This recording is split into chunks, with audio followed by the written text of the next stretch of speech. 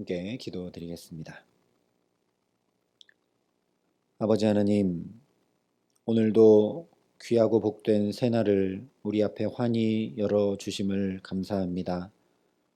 이 귀한 날, 주님의 은혜가 충만히 임하지 않고는 살아갈 수 없기에 이 시간 엎드려 주께 은혜를 간구하오니 정말 바다 물결같이 충만한 주님의 사랑과 은혜가 우리 가운데 임할 수 있도록 성령으로 함께하여 주시옵소서.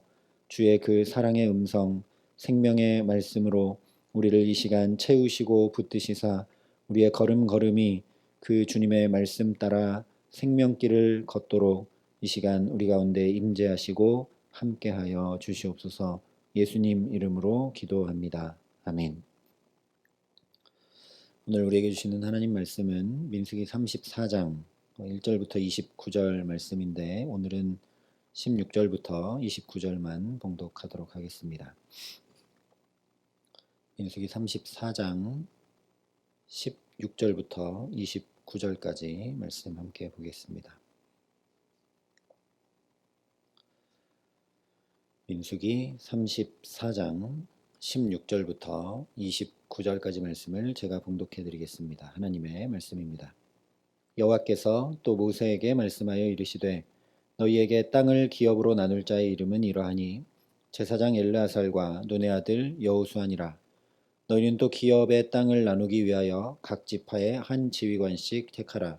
그 사람들의 이름은 이러하니 유다 지파에서는 여분네의 아들 갈렙이요 시므온 지파에서는 암미우스의 아들 스무엘이요 베냐민 지파에서는 기슬론의 아들 엘리다시요 단 지파에서는 지휘관 요글리의 아들 붓기요 요셉 자손 중 므낫세 자손 지파에서는 지휘관 에봇의 아들 한니엘이요 에브라임 자손 지파에서는 지휘관 십단의 아들 그무엘이요 스불론 자손 지파에서는 지휘관 바르나게 아들 엘리사반이요 이사갈 자손 지파에서는 지휘관 아산의 아들 발디엘이요 아셀 자손 지파에서는 지휘관 슬로미의 아들 아히후시요 납달리 자손 지파에서는 지휘관 암미우스의 아들 브다헬이라 하셨느니라. 이들이 여호와께서 명령하사 가나안 땅에서 이스라엘 자손에게 기업을 받게 하신 자들이니라. 아멘. 34장은 가나안 땅의 경계와 그 땅의 분배 방법에 대해서 말씀을 해주고 있습니다. 2절에 보면 너는 이스라엘 자손에게 명령하여 그들에게 이르라. 너희가 가나안 땅에 들어가는 때에 그 땅은 너희의 기업이 되리니 곧 가나안 사방 지경이라 말씀을 합니다. 그리고 이어서 3절부터 12절까지 구체적인 지명을 통해 이스라엘이 차지하게 될 가나안 땅의 사방 경계를 말씀해 주십니다. 그냥 가나안 땅을 차지하게 될 거다, 기업으로 받을 거다 말씀해 주셔도 될 만한데 그 차지할 땅의 사방 경계를 말씀해 주십니다. 이렇게 먼저 가나안 땅의 동서남북 경계를 말씀하시는 것은 이스라엘 백성들을 하나님께서 택하신 이유를 재확인시켜 주시는 것입니다. 하나님께서 이스라엘 백성들을 저 애굽의 압제로부터 건져 출애굽시킨 이유는 애굽과 똑같이 누구를 지배하고 정복하는 나라로 만들기 위함이 아니기 때문입니다. 출애굽기 19장에 분명하게 너희가 내게 대하여 제사장 나라가 되며 거룩한 백성이 되리라. 너는 이 말을 이스라엘 자손에게 전할지니라 말씀을 하셨습니다. 제사장 나라, 거룩한 백성, 즉 하나님을 섬기고 하나님께 붙들려 하나님의 공급하심과 하나님의 인도하심, 하나님의 말씀 따라 사는 나라와 백성으로 부르셨지 다른 나라들과 똑같이 땅을 정복해 나가면서 부국 강병한 나라와 민족을 만들기 위해서 출애굽을 시키신 것이 아니라는 말씀입니다. 그래서 하나님 함께 하시는 역사를 드러내고 전하는 복된 나라와 민족이 되어서 이방 나라들도 그 이스라엘을 보면서 하나님과 함께하면 저렇게 복을 받고 정확히 인도받고 필요한 때 공급받고 저렇게 행복하게 사는구나 하는 것을 알게 되어서 열방들도 하나님 앞으로 돌아올 수 있도록 뽑아 세운 민족이 바로 이스라엘 백성들입니다. 그러니 가나안 땅에 들어가서 해야 될 것은 결코 정복 전쟁이 아니라는 것입니다. 물론 앞서 말씀해 주신 대로 가나안 땅에 살고 있는 원주민, 죄가 가득 차서 땅이 토해낼 만큼 이제 더 이상 어떻게 할 수 없는 그 원주민들과 우상과 죄를 몰아내는 일은 해야 되지만, 그것을 넘어서서 정복해 나가고 그 땅을 더 확장해 나가는 일은 하는 일이 아니라는 겁니다. 하나님의 말씀을 따라 그 말씀을 지켜 행하며 하나님께서 주신 분봉만큼만 가지고 살라라고 가장 먼저 그 땅의 동서남북 경계를 말씀하시는 것이죠. 또한 그 땅을 각 지파가 분배하는 방법을 또 한 번 확인시켜 주십니다. 제비 뽑아 나누라는 것이죠. 왜냐, 누구나 좋은 땅을 갖고 싶을 것이 뻔하기 때문입니다. 그래서 전에 제비 뽑아 땅을 나누라 하신 것과 다르게 오늘은 땅을 분배할 지도자 여호수아와 제사장 엘르아사를 명확히 지명하시고 또한 각 지파의 한 지휘관씩 택하라 말씀을 하십니다.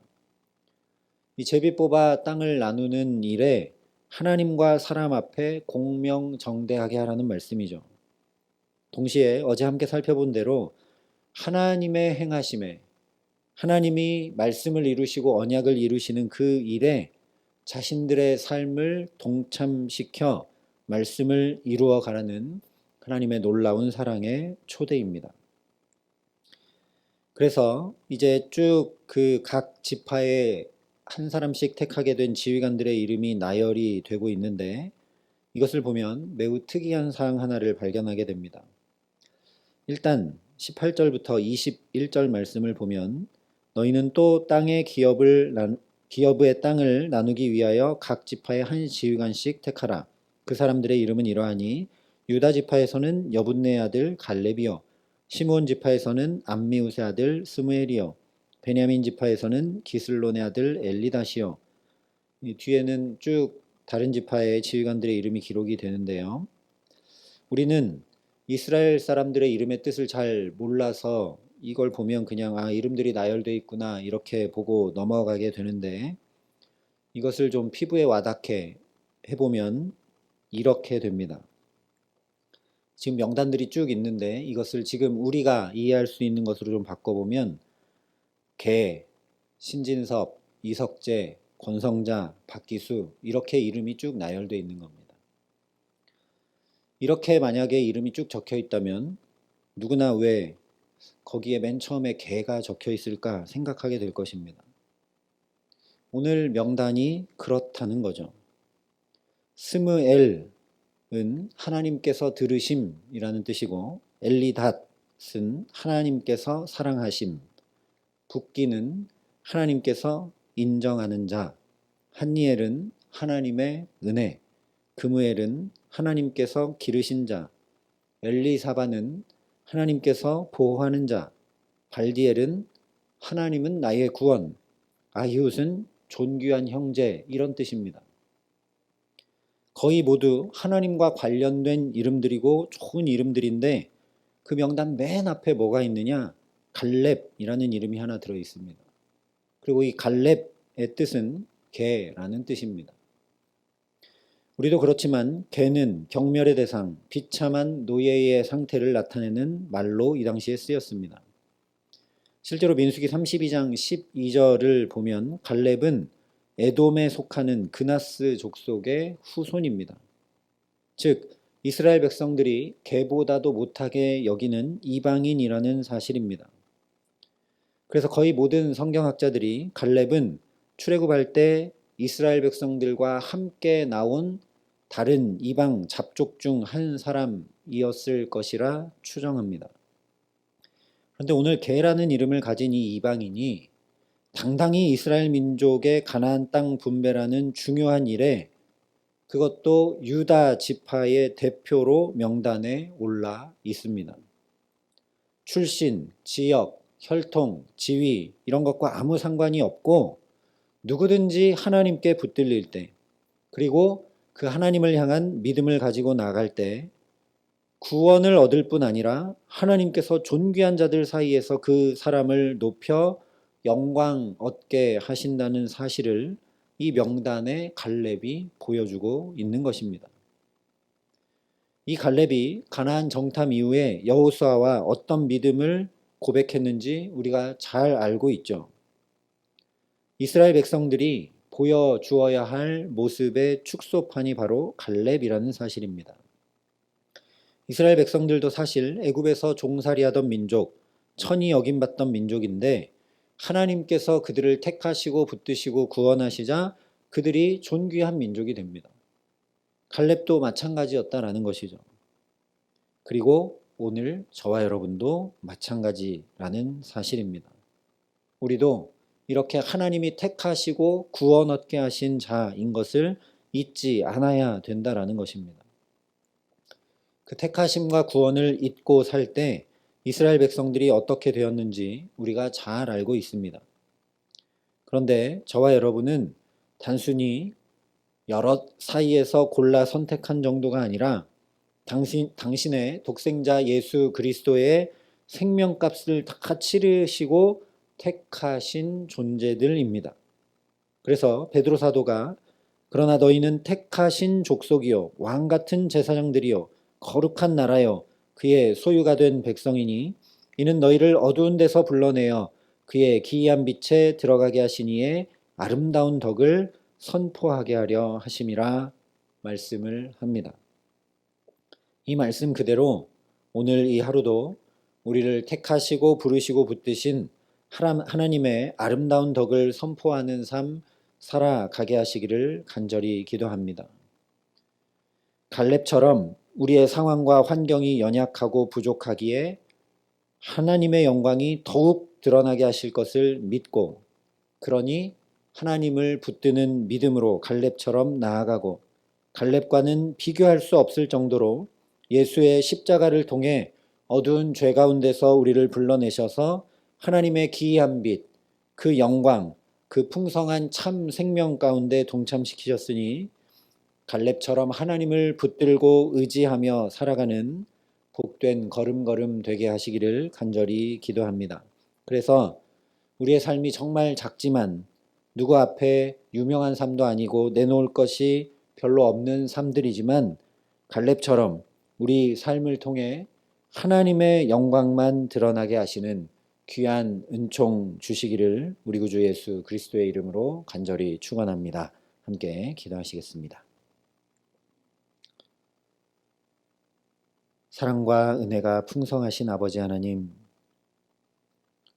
능력 있고 유명하고 또한 어떤 공로나 업적이 있어서가 아니라 하나님이 택하시고 그 택하심에 믿음으로 응답할 때 하나님께서 어떤 영광을 주시며 어떤 놀라운 은혜로 덧입히시는지 오늘 갈렙을 통해 다시 한번 깨닫습니다.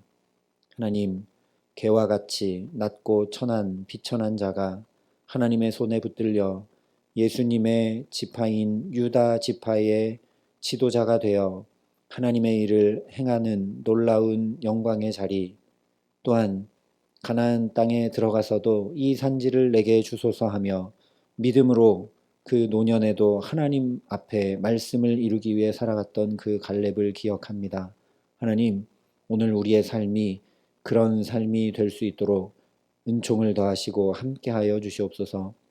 그러니 기도의 시간 하나님께서 나를 구원하시고 택하셨음을 더욱 깊이 깨달아 알게 하여 주시옵시고 그 은혜 가운데 하나님 오늘도 믿음으로 선택하고 결정하며 하나님을 붙들고 하나님과 동행하며 살아가기에 갈렙이 그러했던 것처럼 하나님이 우리 삶을 존귀히 여겨주시고 이 작은 삶을 통해서도 하나님의 영광만 드러나게 하시는 귀한 은총 가운데 살아가는 복된 날 될 수 있도록 우리 가정과 자녀들과 일터와 또한 우리 모든 삶과 주의 몸된 교회를 지키시고 붙드시고 함께하여 주시옵소서.